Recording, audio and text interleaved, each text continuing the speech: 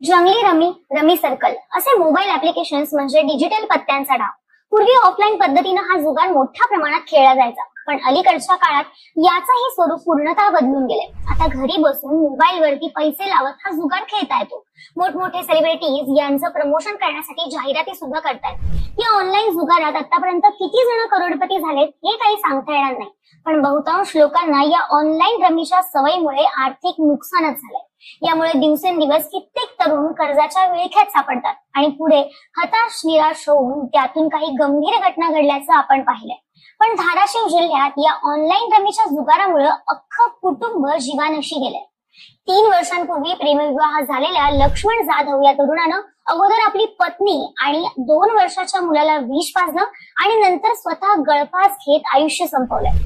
Online रमीत मोठ्या प्रमाणात पैसे गेले, शेत गेलं, ज्या जागेत राहतो तो प्लॉटही गेला. तरीही ऑनलाईन रमीमुळे झालेलं कर्ज काही फिटलं नाही आणि त्यातूनच या तरुणानं हे टोकाचं पाऊल उचलल्याची चर्चा आता धाराशिव जिल्ह्यात रंगली.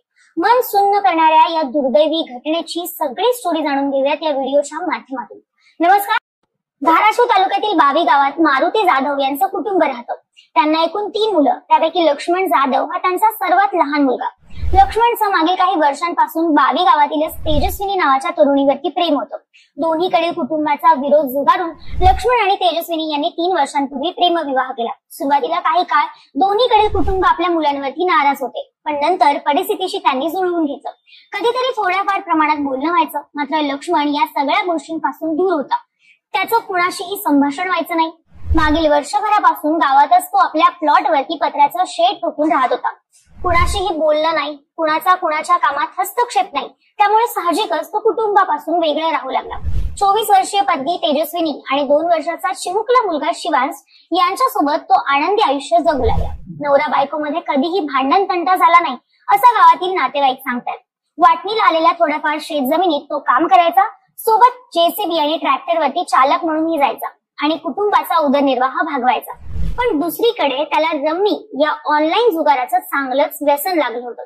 तासनतास मोबाईलवरती तो आपला वेळ घालवायचा. सुरुवातीला या जुगारात आकर्षित करण्यासाठी वेलकम बोनस दिलं जातं, पण नंतर मात्र कधी कळतही नाही की आपले सगळे जवळचे पैसे संपलेत. गेलेले पैसे परत मिळवण्याचा दबाव असतो, त्यासाठी पुन्हा पैसे लावून हा जुगार खेळायचा असतो. कुणाकडून तरी हात उसने पैसे घ्यायचे किंवा कर्ज काढायचं, हे चक्र सारखं चालूच असतं. लक्ष्मण सोबत नेमकं हेच घडलं. कर्जाचा डोंगर वाढतच गेला, तसं टेन्शनही वाढत गेलं. यातून मुक्त होण्यासाठी वर्षभरापूर्वी त्याने त्याची 1.25 एकर शेतजमीन सुद्धा विकली.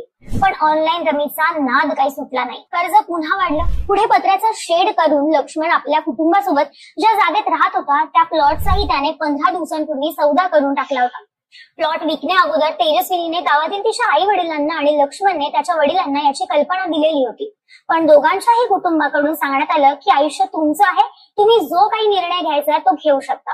प्रेमविवाह झाल्यापासून लक्ष्मण कुटुंबापासून वेगळं राहू लागला होताच, पण त्याशिवाय ऑनलाईन जुगारात जवळचे पैसे गेले, शेत जमीन गेली, प्लॉटही गेला. तरीही कर्जबाजारीपणातून सुटका काही झाली नाही. आर्थिक परिस्थिती एवढी बिकट झाली होती की काही दिवसांपूर्वी तेजस्विनीच्या वडिलांनी तेजस्विनीला घरातील गॅस भरून आणण्यासाठी 1000 रुपये दिले होते.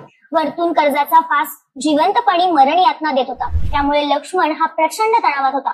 अशातच सोमवारी 16 जूनला सकाळी 10 वाजून गेले तरी पत्र्याच्या शेडचा दरवाजा अजून उघडला नव्हता.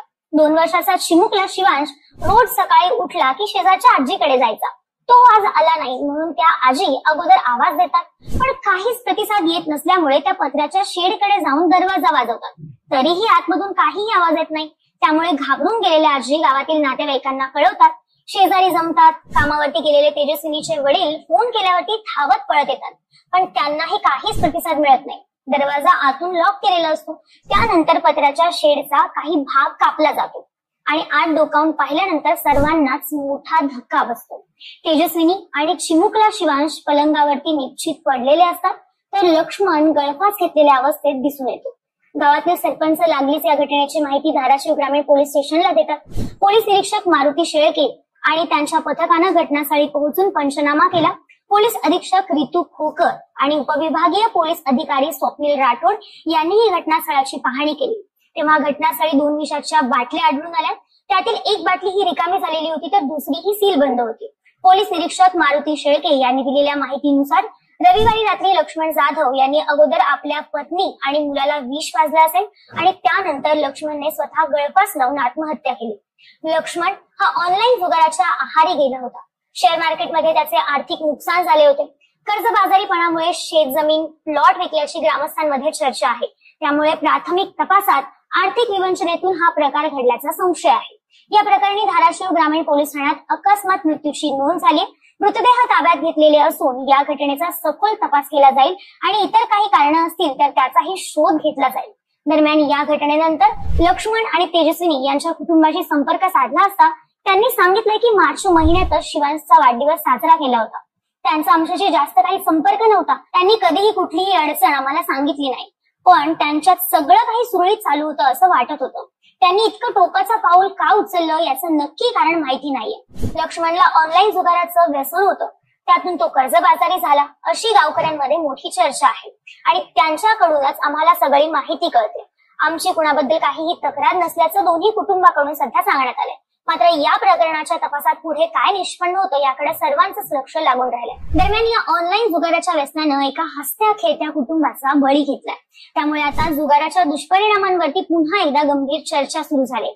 अशा जुगारांवरती बंदी घालण्यात यावी अशी मागणी सातत्यानं होताना दिसते।